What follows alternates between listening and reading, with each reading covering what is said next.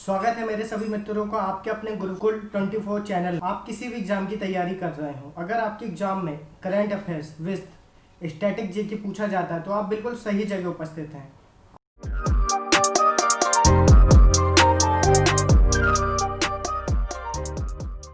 आइए देखते हैं क्या कुछ है खास आज हमारे लिए।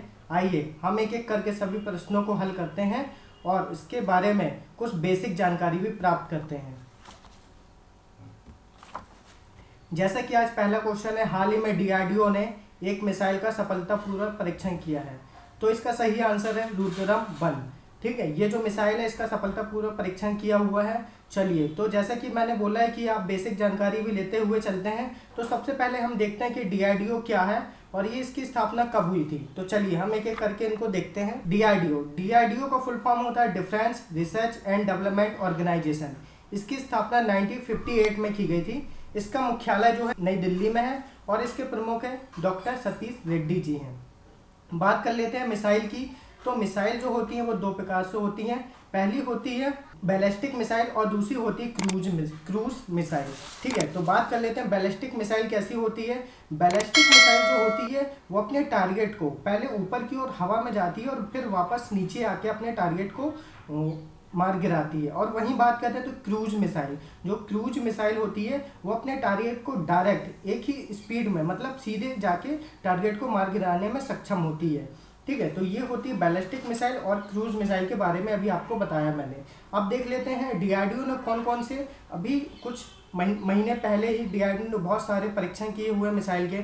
तो सबसे पहले कुछ दिन पहले डीआरडीओ ने एक अभय HEAT नामक मिसाइल का परीक्षण किया था। अभय हैट का फुल फॉर्म होता है हाई स्पीड एक्सपेंडेबल टारगेट। इसका परीक्षण किया हुआ था जो सफल रहा। और अभी कुछ दिन बाद फिर डीआरडीओ ने ध्रुवराष्ट्र एंटी टैंक मिसाइल का भी परीक्षण किया हुआ था। ठीक है, जो इसका मिसाइल भी परीक्षण जो किया हुआ था वो भी सफल रहा। ठीक है, अब बात कर लेते हैं और कौन कौन से परीक्षण किए हुए थे। तो देख लेते हैं कि डीआरडीओ ने पिनाका मिसाइल का भी परीक्षण किया हुआ था, जिसकी मारक क्षमता लगभग 38 किलोमीटर है। मतलब 44 सेकंड में मतलब ये एक बार में 12 रॉकेट को लॉन्च कर सकता है। ठीक है, तो ये परीक्षण किए हुए थे। और वहीं पे अभी हाल ही में कुछ दिन पहले ब्रह्मोस का भी परीक्षण किया हुआ था जो सुपरसोनिक मिसाइल है। ठीक है, तो यहाँ सुपरसोनिक की बात आती है तो सबसे पहले मैं आप सभी को बता दूं कि सुपरसोनिक, सबसोनिक, ट्रांससोनिक, हाइपरसोनिक ये क्या होती हैं। ठीक है, तो जो आवाज़ की गति से कम होती है जिसकी स्पीड, उसे बोलते हैं सबसोनिक। इसकी स्पीड जो होती है वो 0 से 1 मैक की स्पीड होती है। वहीं बात कर लेते हैं तो ट्रांससोनिक किसे कहते हैं। ट्रांससोनिक जो आवाज़ की गति के समान होती है जिसकी स्पीड 1 मैक होती है उसे ट्रांससोनिक कहते हैं। और बात कर लेते हैं सुपरसोनिक। सुपरसोनिक कैसी होती है, जो आवाज़ की गति से तेज होती है, जिसकी स्पीड कितनी होती है 1 मैक से 5 मैक के बीच होती है, उसे अपन बोलते हैं सुपरसोनिक। और बात कर लेते हैं जो आवाज़ की गति से बहुत तेज होती है, मतलब 0.5 गुना भी तेज होती है, मान लो 5 गुना तेज होती है, तो उसे बोलते हैं हाइपरसोनिक। जिसकी मतलब जो मैक होती है 5 से 8 मैक की स्पीड होती है, उसे हाइपरसोनिक बोलते हैं। ठीक है, तो ये हम अभी आपको बताया कि सुपरसोनिक, हाइपरसोनिक है। तो अभी जो ब्रह्मोस का परीक्षण किया गया था वो सुपरसोनिक का परीक्षण किया गया था। 2023 तक भारत जो है ब्रह्मोस का सुपरसोनिक परीक्षण करेगा। मतलब इसकी मैक की स्पीड कितनी होगी, लगभग 7 हाइपरसोनिक स्पीड वाली, मतलब 7 मैक की स्पीड से परीक्षण करने वाला है जो 2023 तक। ब्रह्मोस जो होते हैं भारत की और रशिया की मिलकर बनी हुई मिसाइल है, ये तो आप सभी को पता ही होगा। अभी और कुछ दिन पहले हाल ही में डीआरडीओ ने अर्जुन टैंक का भी परीक्षण किया हुआ था। ठीक है, और डीआरडीओ ने अभी सौर मिसाइल का भी परीक्षण किया हुआ था जो एक बैलिस्टिक मिसाइल है। बैलिस्टिक मिसाइल अभी मैंने कुछ देर पहले बताया बैलिस्टिक और क्रूज मिसाइल में अंतर। तो ये बैलिस्टिक मिसाइल का परीक्षण किया हुआ था वो जो सौर मिसाइल थी। इसकी रेंज जो थी सौर मिसाइल की वो 800 से 1000 किलोमीटर के बीच थी। ठीक है, अब बात कर लेते हैं कि हाल ही में डीआरडीओ ने कुछ और पहले भी परीक्षण किया था जिसे स्मार्ट नाम दिया गया था, जिसे supersonic missile assistant relate and torpedo. ठीक है, ये स्मार्ट नाम दिया हुआ था जो किसने डीआरडीओ ने परीक्षण किया हुआ था। ठीक है, जो मतलब ये जो टारपीडो है। ठीक है, ये बात याद रखना। भारत में और कौन कौन से टारपीडो हैं इसके बारे में बात कर लेते हैं। तो मारीच है, स्मार्ट है जो अभी परीक्षण किया हुआ था, बड़ुराक्ष है और तक्षक है, ये सब टारपीडो हैं भारत के पास। ठीक है, हाल ही में रसिया ने किस मतलब देखा जाए तो हाइपरसोनिक मिसाइल का, जैसे अभी भारत जो रशिया के साथ मिलकर कौन सी हाइपरसोनिक मिसाइल परीक्षण करने वाला था 2023 में ब्रह्मोस का, तो रशिया ने अभी उसके पहले 8 मैक की स्पीड वाला जो हाइपरसोनिक जो मिसाइल का परीक्षण है वो कर लिया है। ठीक है, तो मतलब ये हाइपरसोनिक जो सबसे तेज है वो अभी रशिया में हो चुकी है। ठीक है, बात कर लेते हैं डीआरडीओ ने अभी रुद्रा बम 1 का परीक्षण किया हुआ है। ठीक है, जो एंटी रेडिएशन मिसाइल है। ठीक है, कौन सी मिसाइल है, अभी जो क्वेश्चन पढ़ा हुआ था अपन ने वो एंटी रेडिएशन मिसाइल है। ठीक है, इसकी मारक क्षमता कितनी होती है, 500 मीटर से 15 किलोमीटर ऊंचाई से फेंका जा सकता है। मतलब कम से कम 500 मीटर और अधिक से अधिक 15 किलोमीटर की ऊंचाई से इसको आराम से फेंक सकते हैं नीचे की ओर। ठीक है, ये रडार को भी जाम करने में सक्षम होती है। ये जो अभी रुद्रम 1 मिसाइल के बारे में अपन बात कर रहे हैं, जो इसकी स्पीड कितनी होती है, 0.5 से 2 मैक के बीच इसकी स्पीड होती है। ठीक है, अब बात कर लेते हैं तो आईजीएमडीपी क्या होता है। आईजीएमडीपी के बारे में बात कर लेते हैं थोड़ी सी। तो integrated guidance missile development programme, ये जो 1983 में चालू किया गया था। ठीक है, इसको 1983 में चालू किया गया था, जिसके अंतर्गत 5 मिसाइल को शामिल किया गया था। ठीक है, 5 मिसाइल को अपन पटना से याद कर लेते हैं। पी से पृथ्वी, ए से अग्नि, टी से त्रिशूल, एन से नाग और ए से आकाश। ठीक है, तो ये जो 5 मिसाइल है इसका परीक्षण किया हुआ था किसके अंतर्गत, IGMDP, integrated guidance missile development programme के अंतर्गत। ठीक है, ये जो 5 मिसाइल का परीक्षण कर लिया हुआ था। चलिए अब हम अगले क्वेश्चन में चलते हैं। चलिए दूसरा क्वेश्चन है, हाल ही में अर्थशास्त्र का नोबेल पुरस्कार किसे प्रदान किया गया है। तो ये 2 व्यक्ति हैं जिनको नोबेल अर्थशास्त्र का दिया गया है। पहले हैं पॉल मिलग्राम और दूसरे हैं विल्सन हॉक को। इनको अर्थशास्त्र का नोबेल प्रदान किया गया है। ठीक है, तो अब ये अर्थशास्त्र का नोबेल जो प्रदान किया गया इनको किस क्षेत्र के लिए दिया गया, तो चलिए देखते हैं। हाल ही में रक्षा मंत्री राजनाथ सिंह ने बीआरओ के कितने पुल का उद्घाटन किया है, तो बात कर लेते हैं। हाल ही में रक्षा मंत्री राजनाथ सिंह ने बीआरओ के कितने 44 पुल का उद्घाटन किया है। बीआरओ का फुल फॉर्म क्या होता है, बॉर्डर रोड ऑर्गेनाइजेशन होता है। ठीक है, बॉर्डर रोड ऑर्गेनाइजेशन होता है। ठीक है, अब अगले क्वेश्चन में चलते हैं। हाल ही में विशेष महोत्सव अग्रिम योजना की शुरुआत की, इसका संबंध किससे है, तो विशेष महोत्सव अग्रिम योजना सरकारी कर्मचारियों से संबंधित है। इसके अंतर्गत 2 कॉन्सेप्ट लाए गए हैं, जिसमें कहा गया है कि सबसे पहले जो एलटीडी मिलती है सरकारी कर्मचारी को, उसमें ये बोला गया है कि जो एलटीडी की छुट्टियां आपको दी जाती हैं, उन छुट्टियों में जो पैसे लेते हैं उस पैसे का उपयोग आप किसी सामान को खरीदने में कर सकते हैं। ठीक है, उसके अंतर्गत ये कहा गया है कि अगर आप कम से कम 3 लाख का सामान अगर आप परचेस करते हैं मार्केट से, तो आपकी 1 लाख की छूट दी जाएगी, जिसमें सरकारी कर्मचारी को कहा गया। और सेकंड कंडीशन में यह बोला गया कि 10,000 रुपये मतलब सरकारी कर्मचारी को लाभ दिए जाएंगे, जिसके अंतर्गत वो 10,000 रुपये को अपने सामान को खरीदेगा। ठीक है, इसके अंतर्गत 2 ये योजनाएं लाई गई हैं जो सरकारी कर्मचारियों से संबंधित हैं। ठीक है, तो विशेष महोत्सव अग्रिम योजना है, इसका संबंध सरकारी कर्मचारियों से है। ठीक है, चलते हैं अगले क्वेश्चन में। हाल ही में भारत सरकार ने के सम्मान पर 100 रुपये का सिक्का जारी किया हो, तो हाल ही में भारत सरकार ने विजय राज सिंधिया के सम्मान पर 100 रुपये का सिक्का जारी किया हुआ है। ठीक है, तो भारत सरकार ने किसके, विजय राजे सिंधिया के, इनका संबंध ग्वालियर से है। ग्वालियर के विजय राजे सिंधिया कहे जाते हैं, तो इन्होंने इनके सम्मान पर भारत सरकार ने 100 रुपये का सिक्का जारी किया हुआ है अभी हाल ही में। चलिए अगले क्वेश्चन पर चलते हैं। अब हम हाल ही में सार्वजनिक शिक्षा प्रणाली को डिजिटल करने वाला पहला राज्य कौन सा बना है, तो केरल बना हुआ है। ठीक है, तो केरल की बात कर लेते हैं। केरल कहाँ पे आता है, ये भारत के दक्षिण में आता है, जो तमिलनाडु के ठीक वेस्ट में स्थित है। उसके ऊपर में आता है अपना कर्नाटक आता है। ठीक है, तो ये है केरल। केरल के बारे में कुछ बात कर लेते हैं। तो केरल की राजधानी तिरुवनंतपुरम है।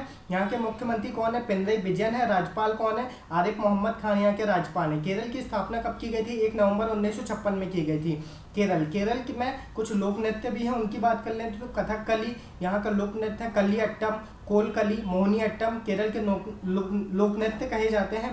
वहीं बात कर लेते हैं केरल की नदियों के बारे में। तो केरल में कावेरी, पेरियार, पंपा, मणिमाला और नेल्लार ये केरल की नदियां कही जाती हैं। बांध कौन कौन से केरल में है, तो इडुक्की बांध बना हुआ है, पेरियार नदी पर बना हुआ है। मुल्ला पेरियार बांध बना हुआ पेरियार नदी पर, और चिमनी बांध बना हुआ चिमनी नदी पर।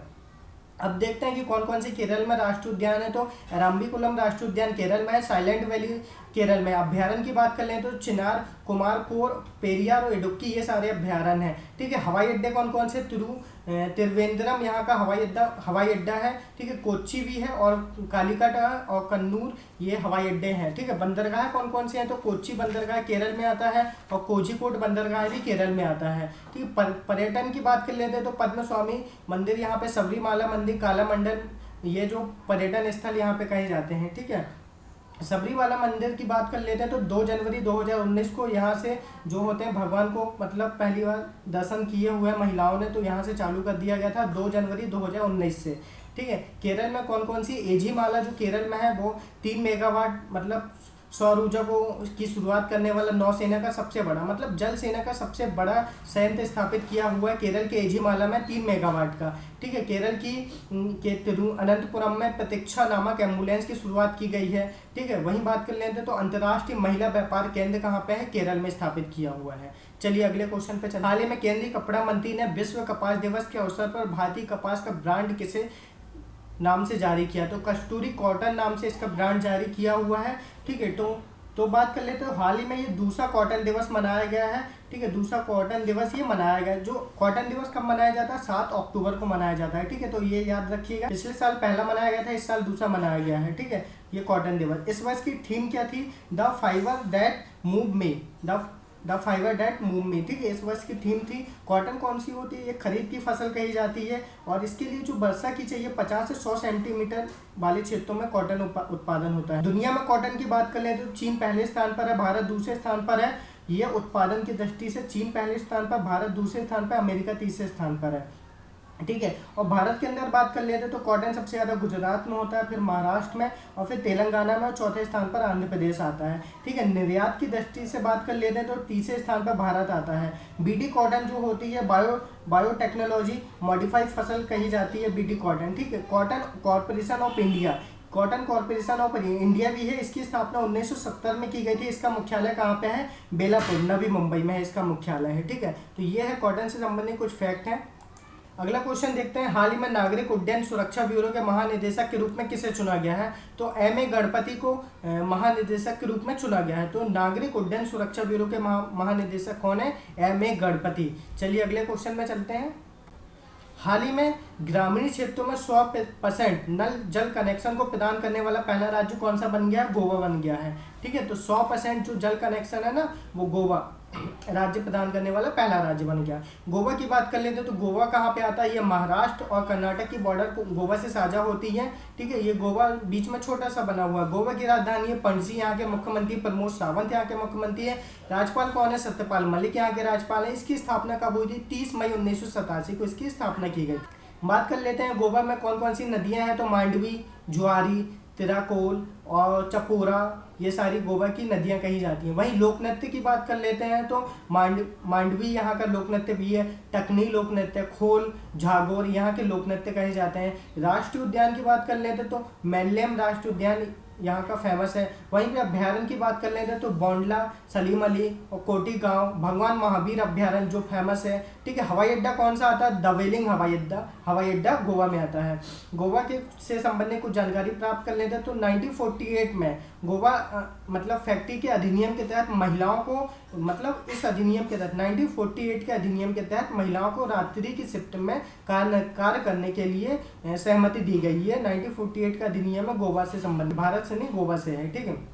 वहीं बात कर लेते हैं तो यशस्विनी योजना, इसका संबंध कहाँ, महिलाओं से है। इसके अंतर्गत 5 लाख रुपए की जो मुफ्त सहायता होगी वो महिलाओं को दी जाएगी, ठीक है। वहीं है तीसरी बात कर लेते तो सेल्फ असेसमेंट टूल, ठीक है, जिसके अंतर्गत उपकरण लॉन्च करने वाला कोविड-19 वाला पहला राज्य बन गया है। मतलब सेल्फ असेसमेंट टूल उपकरण को लॉन्च करने वाला पहला राज्य कौन सा, गोवा बन गया है। वही बात कर लेते हैं तो कोविड-19 मरीजों और क्वारंटाइन लोगों को एलोपैथी और आयुर्वेद के माध्यम से जो इम्यूनिटी को बढ़ाने के लिए जो सहयोग किया गया है वो गोवा ने सहयोग किया हुआ है, ठीक है। तो गोवा से संबंधित ये जो तथ्य हैं अभी मैंने आप सभी को बताया। चलिए चलते हैं अब और अगले क्वेश्चन की तरफ।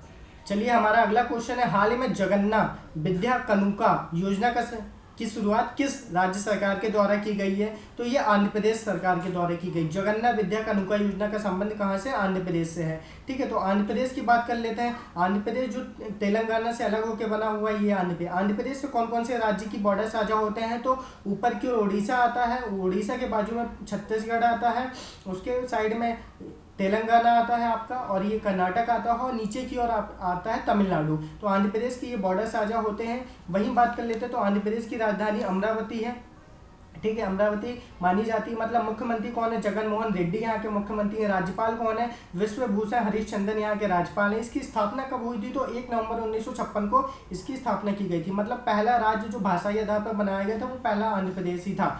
लोक नृत्य की बात कर लेते हैं तो कुचिपुड़ी, बुरकिल्ला, भूरनाट्यम, गोप्पू, गुल्लू, माधुरी, छटा, ये सब लोक नृत्य यहाँ के कहे जाते हैं। नदियाँ कौन कौन सी आती हैं? तो गोदावरी, कृष्णा, बैनगंगा, तुंगभद्रा, पेन्नार, स्वर्णमुखी, ये यहाँ की नदियाँ कही जाती हैं। वहीं राष्ट्र उद्यान कौन से? तो नागार्जुन सागर यहाँ का फेमस राष्ट्र उद्यान है। अभ्यारण्य की बात कर लेते हैं तो श्री सेलम अभ्यारण्य यहाँ के लिए प्रसिद्ध है, ठीक है। तो आंध्र प्रदेश से संबंधित अब हम कुछ जानकारी और ले लेते हैं। तो दक्षिणी केंद्रीय रेलवे की सबसे लंबी विद्युत सुरंग 6.6 किलोमीटर है जो आंध्र प्रदेश में है, ठीक है। तो याद कर लीजिएगा, दक्षिण केंद्रीय रेलवे की सबसे लंबी सुरंग कहाँ पे है? आंध्र प्रदेश में है। देश की दूसरी व दक्षिण भारत की पहली किसान रेल आंध्र प्रदेश के अनंतपुर से दिल्ली के आदर्श नगर तक चलाई गई थी, ठीक है। तो ये भी याद कर लीजिएगा कि देश की दूसरी व दक्षिण भारत की प्रथम जो रेलवे चलाई गई थी वो दिल्ली से अपने यहाँ के अनंतपुर आंध्र प्रदेश तक चलाई गई थी, ठीक है। तो अब बात कर लेते हैं ई किसान। ई किसान मतलब इसका संबंध किससे है? तो ये ई किसान जो पोर्टल है इसके अंदर आंध्र प्रदेश ने कैशलेस फॉर्म पारिस्थितिक तंत्र को बढ़ावा देने के लिए लॉन्च किया हुआ है, ठीक है। इस किसान का संबंध किससे है? पारिस्थितिक तंत्र से है, ठीक है। वहीं बात कर लेते हैं तो स्थानीय लोगों को नौकरी में आरक्षण देने वाला पहला राज्य आंध्र प्रदेश बन गया है। विशाखापट्टनम रेलवे स्टेशन को देश का पहला गेमिंग जोन बनाएगा आंध्र प्रदेश, ठीक है। एपीजे अब्दुल कलाम की प्रतिभा, ठीक है, का क्षेत्र मतलब पुरस्कार शिक्षा के क्षेत्र में दिया जाता है। एपीजे कलाम प्रतिभा पुरस्कार, इसका संबंध कहाँ से? आंध्र प्रदेश से है, जो शिक्षा के क्षेत्र में दिया जाता है, ठीक है। बात कर लेते हैं तो आंध्र प्रदेश ने अपनी 3 राजधानी को रखने के लिए प्रस्तावित किया हुआ था। अमरावती कौन सी? विधायी राजधानी की बात कही गई है। विशाखापट्टनम कार्यकारिणी राजधानी, और कुर्नूल न्यायिक राजधानी, ये प्रस्ताव रखा गया, लेकिन अभी इस पर बात नहीं हुई है, चर्चा नहीं हुई है, ये स्थायी रूप से नहीं हुई है, ठीक है। विशाखापट्टनम में पहले बिम्स्टेक बंदरगाह सम्मेलन का आयोजन किया हुआ था। ये क्वेश्चन भी बहुत इंपॉर्टेंट बनता है कि बिम्स्टेक बंदरगाह कहाँ पे? विशाखापट्टनम में आयोजित किया गया था। और बात कर लेते तो आंध्र प्रदेश में क्रिमिनल लॉ संशोधन बिल महिलाओं के विरुद्ध होने वाली कड़ी सजा का प्रावधान है, जो अभी चर्चाओं में चल रहा है, इससे संबंधित ये है। तो आंध्र प्रदेश में क्रिमिनल लॉ संशोधन बिल अलग से चलता है जो महिलाओं के लिए है। पुरातात्विक सर्वेक्षण की बात कर लेते हैं तो पुरातात्विक सर्वेक्षण के अनुसार गुंटूर जिले के चेवरुलू में सांस्कृतिक शिलालेखों की खोज की गई है, जो सबसे पुराना कहा जाता है, ठीक है। प्रधानमंत्री ने मन की बात के माध्यम से गुड़िया बनाने की कला यहाँ के लिए ऐतिहासिक बताया हुआ था, ठीक है। और वहीं पे बात कर लेते हो YSR केपू नरोत्तम योजना। YSR यहाँ के मतलब जैसे कि यहाँ के मुख्यमंत्री हैं जगन मोहन रेड्डी, उन्हीं से संबंधित है। YSR केपू नरोत्तम योजना के तहत कापू समुदाय को कौन से समुदाय को? कापू समुदाय को 5 वर्ष के लिए 15,000 रुपये की वित्तीय सहायता दी जाएगी, ऐसा ये योजनाएं हैं, ठीक है। इसके बाद कोविड फार्मा ऐप जो होता है यहाँ पे चलाया गया था, जिसके अंतर्गत ये कहा गया कि सर्दी जुकाम में खांसी वाले जो भी व्यक्ति जो दवा की दुकान में जाकर दवाइयाँ लेते हैं, इस ऐप के माध्यम से सरकार तक सूचनाएं पहुँचाई जा सकती हैं, जो दवा की दुकानों पर लगाए गए हुए हैं, जो नज़र रखेंगे। मतलब कोई व्यक्ति तो नहीं है जो सर्दी जुकाम खांसी और दवा की दुकान से ऐसे दवा लेकर आ रहा है। बात कर लेते तो दिशा महिला पुलिस स्टेशन की शुरुआत कहाँ पे की गई थी? आंध्र प्रदेश में की गई थी। भारत की पहली फ्रूट ट्रेन अनंतपुर जिले के जवाहरलाल नेहरू पोर्ट मुंबई से रवाना हुई थी। तो ये क्वेश्चन बहुत जरूरी बनता है आपके एनटीपीसी वालों के लिए कि भारत की पहली फ्रूट ट्रेन कहाँ पे है? तो अनंतपुर जिले के जवाहरलाल नेहरू नगर के पोर्ट मुंबई तक रवाना की गई थी। विधान परिषद को समाप्त करने वाला पहला राज्य ये बन गया है। विधान परिषद जो होती थी पहले 7 में थी, अभी वर्तमान में 5 ही में बची हुई है, ठीक है। अभी बात कर लेते हैं दक्षिण मध्य रेलवे का पहला सौरखंड येरगुंटला खंड को घोषित किया गया है, ठीक है। तो ये है आंध्र प्रदेश से संबंधित कुछ तथ्य जो आप सभी ने देखे हैं। आइए अगले क्वेश्चन में चलते हैं। अभी जैसे कि देखा गया कि 10 क्वेश्चन लाए जाते थे, लेकिन कुछ क्वेश्चन ऐसे हैं जो एग्जाम के पर बहुत ज़रूरी हैं। तो चलिए हम देखते हैं कि ये क्वेश्चन एडिट कर लिया गया है अलग से। हाल ही में chess.com 2020 का चैंपियन विजेता किसे चुना गया? तो निहाल सरीन को चुना गया है। मतलब अभी गेम्स तो कुछ हो नहीं रहे हैं, तो कुछ गेम्स ऐसे हैं जो मतलब अपन के लिए बहुत ज़रूरी हैं। तो ये chess.com 2020 का चैंपियन किसे चुना गया? तो निहाल सरीन को चुना गया है, ठीक है। चलते हैं। ये हमारा गुरुकुल 24 चैनल है। हमारे यहाँ लाइव क्लासेस, सुपर 10 सीरीज और सब्जेक्ट वाइज टेस्ट सीरीज चलाई जाती है। अगर आपको ये वीडियो अच्छा लगा हो, आपको स्टैटिक जानकारी बहुत अच्छी मिली हो, तो आप इस चैनल को सब्सक्राइब करना ना भूलें। आपका ये वीडियो देखने के लिए बहुत बहुत धन्यवाद।